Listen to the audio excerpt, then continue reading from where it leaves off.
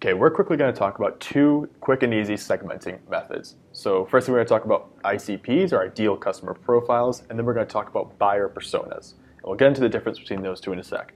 So our ICPs are what determines whether or not a company will be a successful client for the solution. Okay, so it's just a list of attributes that determine whether or not someone will find value in your offering. So for the ICP for RampUp is a B2B startup between 3 and 25 employees who is SaaS-based, software as a service, and is in a high growth stage.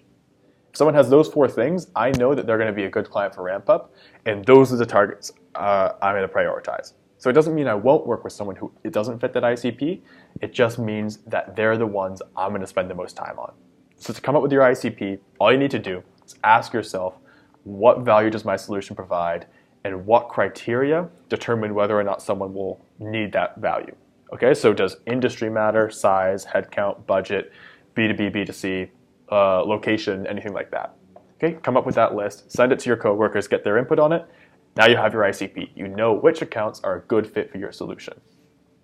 Now you have your ICP, you're going to find out that there are a lot of roles at that company, a lot of people, a lot of titles who you regularly sell to. So every single sales cycle you're selling to, for example, RampUp, we're always selling to sales representatives, sales directors, HR managers, VPs of sales, and founders. Those are our 5 buyer personas.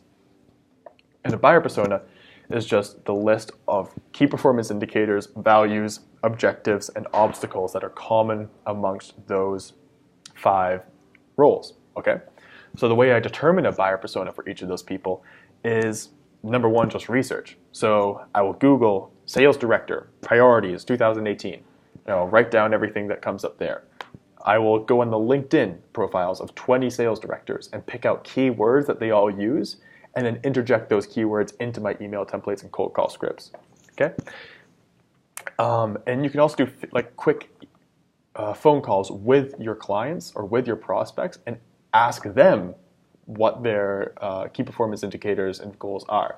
So if you want to do a quick 15-minute phone interview to determine your buyer personas, here's a couple great questions to ask.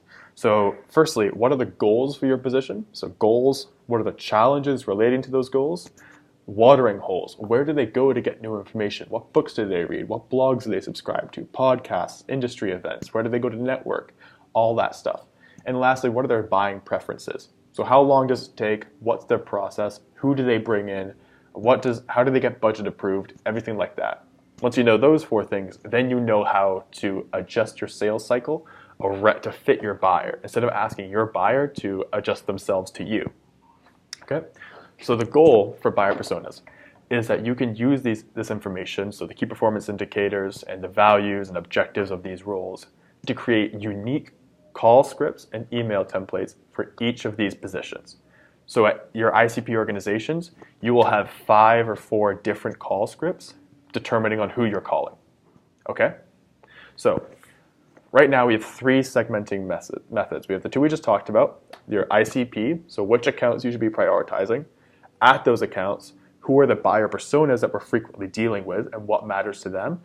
And then amongst those buyers, where are they in the buyer's journey from our last video, right? So like, what questions do I need to help them answer to move through the buying decision? So using these 3 dimensions, we can segment with incredible accuracy exactly what we need to share with our buyers in our next touch point. So if I'm doing a new account, I can say, okay, this is a company that fits my ICP. This is a VP of sales at their company. So I pull my VP sales call script, and then I say, okay, this is a new account. So at the first stage of the buyer's journey, and I'm going to put a what insight. Remember, what is my problem? And I'm going to call with that. Right? So that's 3 dimensions of segmentation, all ready for an extremely tailored, extremely impactful call, and I haven't even researched that individual at all yet. So this method does take some time, some research, a lot of preparation, but once you have this done, it automates your calls so that every single one is as impactful and as insightful as humanly possible. Now, you still need to do a little bit of individual research into prospects, and we're going to talk about that in our next video here.